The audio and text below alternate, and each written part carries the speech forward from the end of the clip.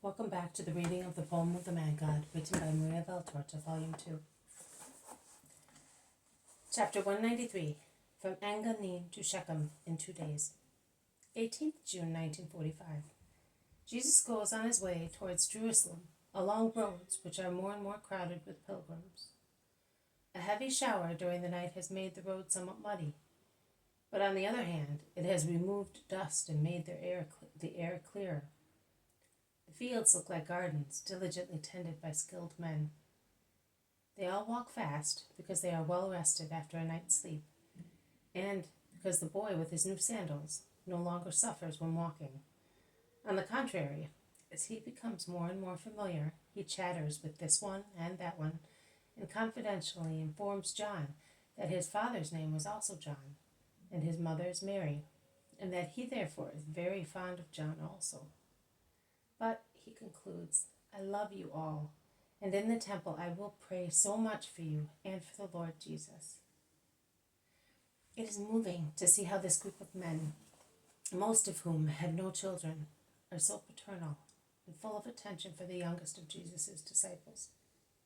Even the countenance of the man from Endor softens when he forces the little one to swallow a beaten egg, or when he climbs up among the woods, which make the hills as well as the higher mountains green, to pick acidulous branches of shrubs or scented stems of wild fennel, which he takes to the boy to quench his thirst, without overburdening his stomach with water. He also draws his attention to the different aspects and sights of the country, which is split here by large valleys, at the bottom of which run main roads, to take his mind off of the length of the journey. The old teacher of Sintium, ruined by human wickedness, revives because of this boy, a wretch like himself, and the wrinkles of misfortune and bitterness smooth into a gentle smile. Jabez is already less shabby looking because of his new sandals, and his face is not so sad, because I do not know which hand of an apostle has erased every trace of the wild life the boy led for so many months, sorting his hair so far ruffled and dusty and now made soft and tidy by a good wash. The man from Endor also is quite different. He is still somewhat puzzled when he hears anyone call him John, but then he shakes his head and smiles, pitying his bad memory. Day by day, his countenance loses its habitual hardness and gains a gravity which is quite serene. Of course, these two wretched people who are reviving through Jesus' kindness gravitate towards the Master in their love. Their companions are dear, but Jesus, when he looks at them or speaks just to them, the expression on their faces is a most happy one. After crossing the large valley and then a beautiful green hill, one can still dimly see the plain of Esdraelon. This causes the child to sigh. What will my old father be doing? And with a very sad sigh and tears in his brown eyes, he exclaims, Oh, he is not so happy as I am, and he is so good. And the lament of the child casts a sad veil over everybody. They begin to descend a very fertile valley, completely covered with cultivated fields and olive groves. A light breeze causes the tiny flowers of vines and of the earlier olive trees to fall like snow. The plain of Esdraelon is out of sight for good. They stop for a meal and then resume the journey towards Jerusalem. But it must have rained heavily or the area is rich in underground water, because the meadows look like a marsh owing to the water that glitters among the thick grass and rises, lapping on the banked road, which, however, is still very muddy. The adults pull their tunics up to prevent them from becoming soiled with mud. And Judas Thaddeus puts the boy on his shoulders to let him rest and to cross more quickly the flooded and perhaps unhealthy area. Daylight is beginning to fade when, after walking along the edge of other hills and crossing a dry rocky valley, they enter a village situated on a raised rocky embankment. They push their way through the crowd of pilgrims and look for accommodation in a very rural-type hotel. A large shed under which is spread much straw and nothing else. Small lamps lit here and there shed a glow on the supper of the pilgrim families, poor families, like the apostolic one, because most of the rich people have put up tents outside the village, disdaining contact with either the local people or the poor pilgrims. Night and silence fall. The first to fall asleep is the boy who, tired as he is, reclines his head on the lap of Peter, who lays him on the straw and covers him carefully. Jesus gathers the adults in prayer, and then each throws himself on the straw to rest after the long journey.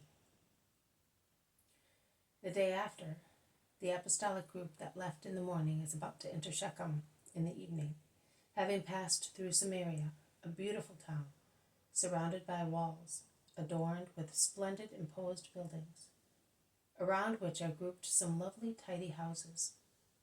I am under the impression that the town, like Tiberias, has been recently rebuilt with systems borrowed from Rome. Outside the walls, around the town, the land is very fruitful and well cultivated. The road from Samaria to Shechem winds down from terrace to terrace, in a series of walls supporting the earth, which reminds me of the Fiesole Hills. There is a splendid view of green mountains to the south, and of a most beautiful plain westwards. The road tends to descend to the valley, but it climbs now and again to cross other hills, from the top of which one commands the land of Samaria with its lovely olive groves, cornfields, vineyards, watched over from the hill crests by woods of oak and other forest trees, which must be protective against the winds that, blowing through the gorges, are inclined to create whirlwinds, damaging to cultivations. This area reminds me very much of certain spots in our Apennines, around Mount Amiata, where one can contemplate at the same time the flat cultivations of cereals in the Maremma, and the bright hills and majestic mountains that rise higher inland. I do not know what Samaria is like now. It was very beautiful in those days. Now between two high mountains, the highest in the area, one can see straight through a valley, in the middle of which there is the very fertile, well-watered land of Shechem. It is here that Jesus and his disciples are caught up with by the joyful caravan of the consul's court, on its way to Jerusalem for the festivity. There are slaves on foot and slaves on the wagons, guarding the luggage. My goodness, my God, how many items they carried with them in those days. And with the slaves, there are wagons that are packed with all sorts of goods, even complete litters and traveling coaches. The four-wheel wagons are very wide, well sprung, with tilt, under which the ladies are sheltered, and then many other carts and slaves. A curtain is drawn by the bejeweled hand of a lady, and the severe profile of Plautina appears. She nods, smiling, but does not say anything. Valeria, whose little girl on her knees trills and smiles, greets people in the same fashion. The other wagon, which is even more stately, passes by, but no curtain is drawn. But when it has gone by, the pinkish face of Lydia looks up from the rear, through the closed curtains, and she nods too. The caravan goes away. "They travel in comfort," says Peter, who is tired and wet with perspiration. "But if God helps us, the day after tomorrow evening we will be in Jerusalem." "No, Simon. I must make a detour and go towards the Jordan." "But why, my lord?" "Because of the boy. He is very sad, and it would be too sad for him to see the mountain of the disaster." "But we will not see it, or rather, we will see the other side, and I take it upon myself to divert his attention. John and I. His attention is easily distracted. Poor little dove without a nest. To go towards the Jordan? Well, it is better this way, a straight road, shorter, safer. No, this one. This one, see? Also the Roman ladies are taking it. Along the sea and the river there is a risk of fever during the first summer rains. It is healthy here. In any case, When are we going to arrive if we lengthen the way? Consider how agitated your mother must be after that unpleasant business of the Baptist. Peter wins, and Jesus agrees. In that case, we will stop early and have a good rest, and tomorrow we will leave at dawn to be at Gethsemane in the evening of the day after tomorrow. The day after Friday, we will go to Bethany to see my mother, and we will leave John's books there, as they have been quite a burden for you. And we will find Isaac there, and will entrust him with this poor brother of ours. And the boy?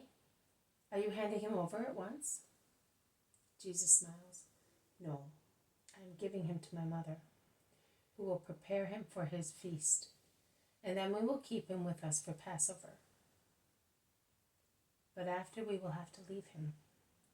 Do not become too attached to him, or rather, love him as if he were your own son, but with a supernatural spirit. As you can see, he is weak and gets tired. I, too, would have liked to teach him myself and bring him up nourished in wisdom by me. But I am the untiring one, and Jabez is too young and too weak to do the work we do. We will go through Judea and will come back to Jerusalem for Pentecost, and then we will go evangelizing. We shall find him again in our fatherland in summer. Here we are at the gate of Shechem. Go ahead with your brother and with Judas of Simon, and look for accommodation. I will go to the market square and wait for you there. They part, and Peter goes away looking for shelter, while the others walk with difficulty in the streets crowded with people shouting and gesticulating with donkeys, wagons, all going to Jerusalem for the oncoming Passover. The shouting, calling, and cursing of people, adding to the braying of donkeys, cause a noise that resounds very loudly under the vaults, which link one house to another, a noise that resembles the rumble of certain shells when placed near one's ear. The echo travels from vault to vault, where the shades become darker and the crowds, like an impetuous torrent, rush into the streets, insinuating themselves everywhere, looking for a roof, a square, a meadow wherein to pass the night. Jesus, holding the child by the hand, leaning against a tree, is waiting for Peter in the square, which for the occasion is always full of vendors. Let us hope that no one sees us and recognizes us, says the Iscariot. How can you recognize a grain of sand among the sands? Replies Thomas. Don't you see the crowds? Peter comes back. Outside the town there is a shed with some hay. I could not find anything else. Neither shall we look for anything else. It is even too much for the Son of Man. This has been a reading from the poem of the Man-God, written by Maria Valtorta, Volume 2, Chapter 193, From Engannim to Shechem in 2 days. Thank you for listening. I will see you tomorrow. May God bless you, and may peace be with you.